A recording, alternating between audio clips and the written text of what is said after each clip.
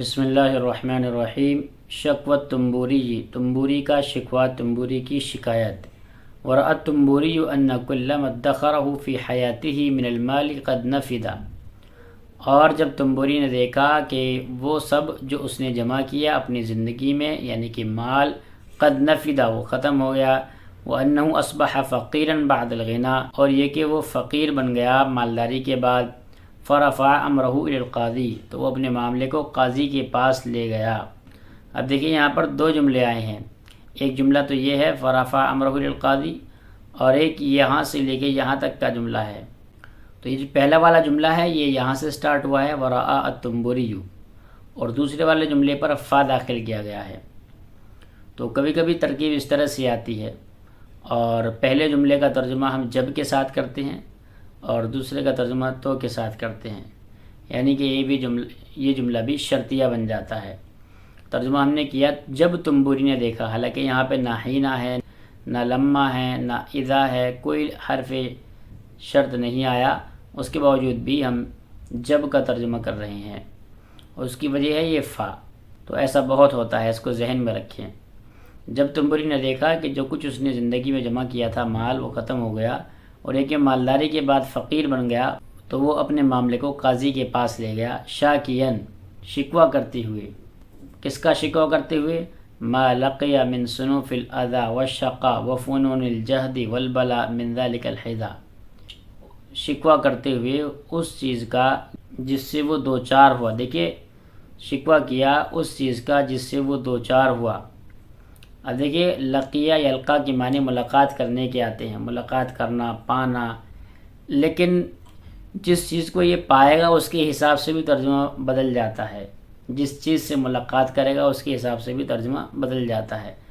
اب اردو میں ہم یہ تو نہیں بولتے اس نے تکلیف سے ملاقات کی، لیکن عربی میں اسی طرح لکھا جاتا ہے۔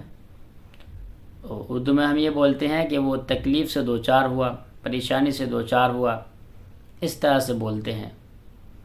تو ترجمہ اردو کے حساب سے کریں گے، شکوہ کرتے ہوئے ما اس چیز کا جس چیز سے وہ دوچار ہوا، وہ کیا تھی؟ من صنوف الاذى والشقاء، مختلف قسم کی تکلیفیں اور محرومیاں، وصنوف الجہد والبلاء، اور مختلف قسم کی آزمائشیں اور جد و جہد جن سے وہ دوچار ہوا، ان کا شکوہ کرتے ہوئے وہ اپنے معاملے کو قاضی کے پاس لے گیا۔ اب یہ تکلیفیں اور یہ محرومیاں، یہ آزمائشیں کس کی طرف سے ملی تھیں اس کو؟ من ذلک الحذا، اس جوتے کی جانب سے۔ اب یہاں دیکھیے صنوف لفظ آیا ہے اور فنون آیا ہے، یہ صنفن کی جمع ہے اور یہ فنون کی جمع ہے، تو ان دونوں کے معنی ایک ہی ہوتے ہیں، یہ مترادف استعمال ہوئے ہیں یہاں پر، اس کو ذہن میں رکھنا ہے۔ تو یہاں سے ترجمہ دیکھیے، تو وہ اپنے معاملے کو قاضی کے پاس لے گیا، شکوہ کرتے ہوئے اس چیز کا جس سے وہ دوچار ہوا، یعنی کہ مختلف قسم کی تکلیفیں اور محرومیاں جن سے وہ دوچار ہوا، اور مختلف قسم کی آزمائشیں اور جد و جہد جن کا اسے سامنا کرنا پڑا اس جوتے کی جانب سے، یہ مراد ہے۔ مصدر البلا، آزمائش کی وجہ، اصل وجہ۔ ولم یکد القاضی یستمع الی قصتہ، اور قاضی نے جیسے ہی اس کے قصے کو سنا۔ اب یہاں دیکھیے یہ یستمع یہاں استعمال ہوا ہے، اس کے بجائے یسمع بھی ہو سکتا ہے، دونوں آتے ہیں، یسمع بھی اور یستمع بھی۔ فرق یہ ہے یستمع آئے گا تو الی صلے کے ساتھ آئے گا، اور یسمع آئے گا تو بغیر الی کے آئے گا۔ تو قاضی نے جیسے اس کے قصے کو سنا، حتی استغرق فی الضحک، وہ بہت زیادہ ہنسنے لگا، اس کے قصے کو سنتے ہی بہت زیادہ ہنسنے لگا۔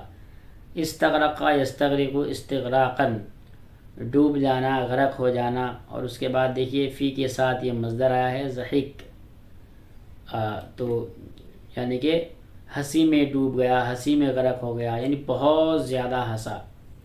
اب یہاں آپ ضحک کو ہٹا کر کوئی اور لفظ لا سکتے ہیں، مثلا بکا لا سکتے ہیں، حتی استغرق فی البکا، کہ قاضی نے جیسے اس کے قصے کو سنا وہ بہت زیادہ رویا۔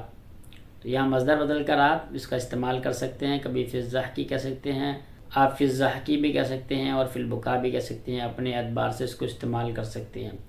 وَدَهِشَ مِمَّا قَصَّهُ التُّنبُورِيُّ، اور وہ حیران ہوا یعنی قاضی اس سے جو قصہ تنبوری نے بیان کیا، اس قصے سے وہ حیران ہوا۔ ثم سألہ، پھر قاضی نے اس سے سوال کیا، اما یریدو، کہ وہ کیا چاہتا ہے۔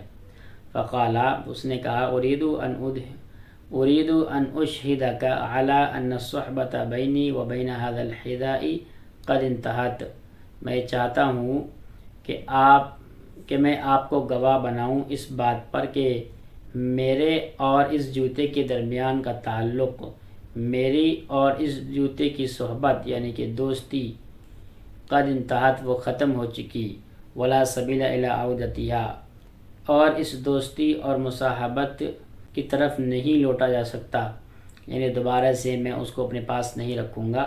اس پر بھی آپ گواہ بن جائیے، دوبارہ سے ہمارے درمیان دوستی نہیں ہو سکتی۔ کما اشہدک، اور اسی طرح میں آپ کو گواہ بناتا ہوں، اعلی براءتی منہ، کس پر، کہ میں بری ہوں اس سے۔ یہ مصدر کا استعمال ہوا ہے، اس لیے میں ترجمہ اس طرح کر رہا ہوں، طول الحیاتی، پوری زندگی، فاعفنی باللہ من صحبتی، بس اللہ کے لیے مجھے دستبردار کر دیجئے، من صحبتی، اس کی صحبت سے، یعنی جوتے کی صحبت سے، جوتے کی مصاحبت سے، کہ میرا اس کا کوئی تعلق نہیں ہے۔ ولا تؤاخذنی بما یقع من حوادثہ ومصائبہ، اور آپ میرا مواخذہ نہ کیجیے گا، بما، ان چیزوں میں، یقع، جو چیز پیش آئیں، من حوادثہ ومصائبہ، کیا مطلب، جوتے کی وجہ سے جو حادثات اور جو مصائب پیش آئیں ان پر آپ میرا مواخذہ نہ کیجیے گا۔ فباللہ علیک الا ما اعلنت بین الناس جميعا، فباللہ علیک الا، یہ تعبیر ہے، اسی طرح استعمال ہوتی ہے، اس کی باریکی میں ہم نہیں جائیں گے، بس آپ اس کا استعمال کرنا شروع کر دیجئے۔ جیسے جیسے آپ کی صلاحیت بڑھتی رہے گی آپ کو یہ ترکیبیں سمجھ میں آنے لگیں گی۔ یہ خاص ترکیب ہے، اس کا ترجمہ اس طرح سے ہوتا ہے کہ خدا کے لیے بس آپ اتنا کر دیجئے، خدا کے لیے بس آپ اعلان کر دیجئے، یہ ترجمہ ہوتا ہے۔ فباللہ علیک الا ما اعلنت، خدا کے لیے آپ صرف اعلان کر دیجئے، بین الناس جميعا، تمام لوگوں کے درمیان، کیا اعلان کر دیجئے، اننی بریۃ من هذه النعل، کہ میں اس جوتے سے بری ہوں، واننی، اور یہ کہ میں، لا اعرفها، اس کو نہیں جانتا، ولا تعرفنی، اور نہ وہ مجھے جانتا، ولا صلۃ بینی وبینہا منذ اليوم، اور آج سے میرے درمیان اور اس کے درمیان لا صلۃ، کوئی تعلق نہیں ہے۔ تو اب یہاں پر باللہ علیک الا ما اعلنت، تو آپ یہاں اعلنت کے بجائے کوئی اور فعل رکھ سکتے ہیں، اس سے معنی تبدیل ہو جائیں گے، اور اس کو اپنے جملے میں استعمال کر سکتے ہیں۔ آپ کہہ سکتے ہیں فباللہ علیک الا ما قلت، کہ خدا کے لیے بس آپ یہ کہہ دیجئے، ٹھیک ہے، آپ بس کہہ دیجئے، فباللہ علیک الا ما سمعت، آپ بس سن لیجئے۔ اور اسی کو آپ یہاں یہ الا اور ما دونوں ختم کر کے اس طرح بھی استعمال کر سکتے ہیں، فباللہ علیک ان تقول، آپ کہہ دیجئے، باللہ علیک ان تعلن، آپ اعلان کر دیجئے، اس طرح بھی استعمال کر سکتے ہیں۔ تو یہ سبق یہیں ختم ہوتا ہے۔ آج کے سبق میں جو جملے آپ کے لکھنے کے لائق ہو سکتے ہیں وہ یہ ہیں کہ تو ما لقی من صنوف الاذى والشقاء وفنون الجهد والبلاء، پوری کو یاد کر لیجئے، جہاں بھی آپ کو یہ کہنا ہو۔ جب آپ تکلیف سے، محرومی سے، آزمائش سے دوچار ہوں تو آپ اس کے لیے یہ پوری کی پوری عبارت نقل کر سکتے ہیں، ما لقی من صنوف الاذى والشقاء وفنون الجهد والبلاء، اور جس چیز کی جانب سے ہوں اس کا تذکرہ یہاں من کے بعد کر دیں گے۔ دوسرا یہاں استغرق فی الضحک، اس کا استعمال ہے، بتا چکا ہوں۔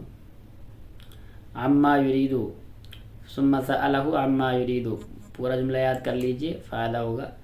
اس نے پوچھا کہ وہ کیا چاہتا ہے۔ لا سبیل کا استعمال آپ کو معلوم ہے، طول الحیات کا بھی معلوم ہے۔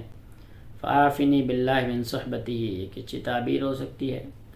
جب آپ سے کوئی کچھ سوال پوچھے اور آپ اس کا جواب نہ دینا چاہتے ہوں، یا کسی چیز کا مطالبہ کرے اور آپ اس کے مطالبے کو پورا نہ کرنا چاہتے ہوں، تو آپ اس موقع پر کہہ سکتے ہیں اعفنی عن ھذا، اعفنی عن ھذا، یعنی مجھے آپ اس سے دور رکھیے، مجھے اس سے دستبردار رکھیے۔ اچھی تعبیر ہے، ذہن میں رکھیے گا۔ فباللہ علیک الا ما علنت، ایک یہ تعبیر ہے۔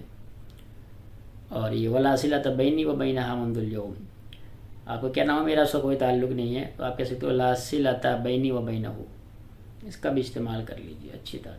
دیکھیے زبان کو سیکھنے کا سب سے اچھا طریقہ ہے المحاکات۔ احسن الطرق لتعلم اللغة العربیہ ہی المحاکات، کہ جب کسی بھی زبان کو سیکھنے کا سب سے بہترین طریقہ جو ہے وہ نقل کا طریقہ ہے۔ اہل زبان جس طرح سے لکھتے ہیں، جس طرح سے بولتے ہیں، اسی کی نقل کی جائے۔ نقل کرتے کرتے ایک وقت وہ آئے گا کہ آپ اپنی مافی ضمیر کی ادائیگی پر قادر ہو جائیں گے اور زبان کو اچھی طرح سے سمجھنے لگیں گے۔